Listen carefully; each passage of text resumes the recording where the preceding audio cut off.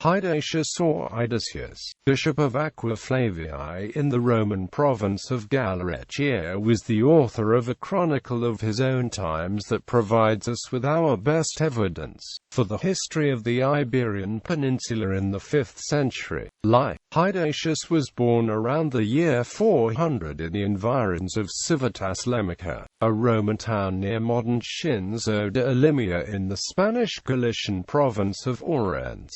As a young boy, he traveled as a pilgrim to the Holy Land with his mother, where he met Jerome in his hermitage at Bethlehem. About the year 417 he entered the ecclesiastical state, and in 427 was consecrated bishop, probably of Chaves in Gallaecia. As bishop he had to come to terms with the presence of non-Roman powers, especially a succession of kings of the Suevi, in a province where imperial control became increasingly nominal during the course of his lifetime. The Suevi had settled in Gallaecia in 411, and there was constant friction between them and the local Hispano-Roman provincials. In this context, Hydatius took part in a deputation of the year 431 requesting assistance in dealing with the Suevi from the general Flavius Hydatius, the most important representative of the imperial government in the West. Along with this concern, Hydatius devoted himself to rooting out heresy, not just in his own episcopal diocese,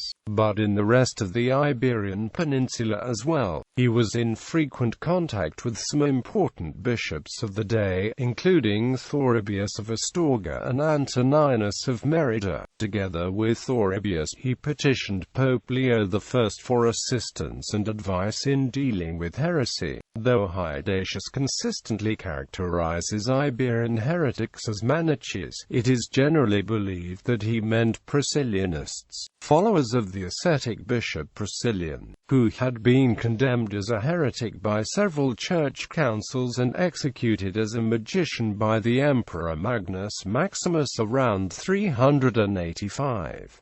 We know very little else about Hydatius' life, though we know he was kidnapped and imprisoned for a time in 460 by local enemies, which suggests he played an important role in the internal politics of Rome and Gallaecia. Hydatius probably died in 468 or shortly after, since at that point his chronicle breaks off abruptly. Chronicle. Hydatius' main claim to historical importance is the chronicle he wrote towards the end of his life. The chronicle was an historical genre very popular in late antiquity, though with precedence in older chronographic genres like the Consular Fasti, a consciously Christian genre. The main goal of the chronicle was to place human history in the context of a linear progression from creation according to the Genesis creation myth to the second coming of Christ.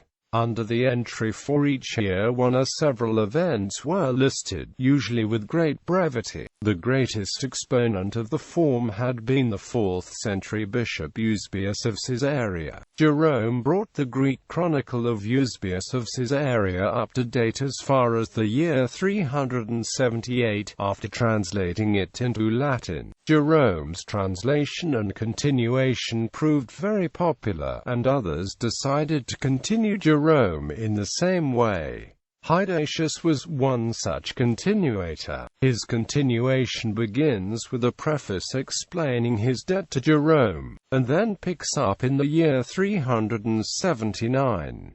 Hydatius had access to a number of chronographic and historical sources and used 4 parallel chronological systems. Because of this, and particularly towards the end of the chronicle, it can be difficult to translate his chronology into any modern calendar. At the beginning, Hydatius' continuation offers relatively little information for each year. He narrates the events from 427 onward as a contemporary witness, and the text becomes increasingly full as the years progress until it resembles an organic literary work more than a typical chronicle. Hydatius' main concern throughout is to show the dissolution of civil society in the Western Roman Empire and in Hispania in particular, and he paints a very dark picture of 5th century life. His deep pessimism may stem from a belief in the imminent end of the world, since he had read the apocryphal letter of Christ to Thomas,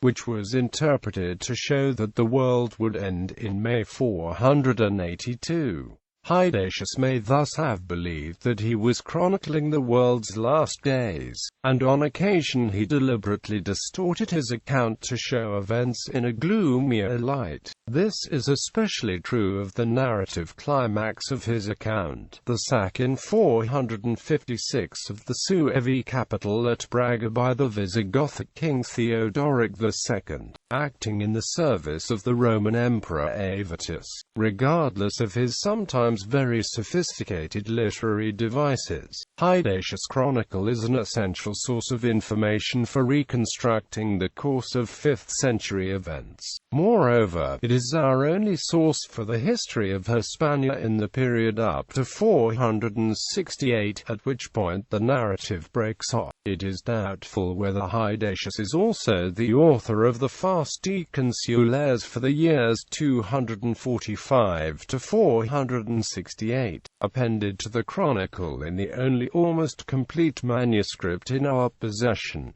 The chronicle is printed in Minya, PL volume 51 873 to 890 and volume 74 701 to 750. The Fasti Consulares are found in PL volume 51 891 to 914.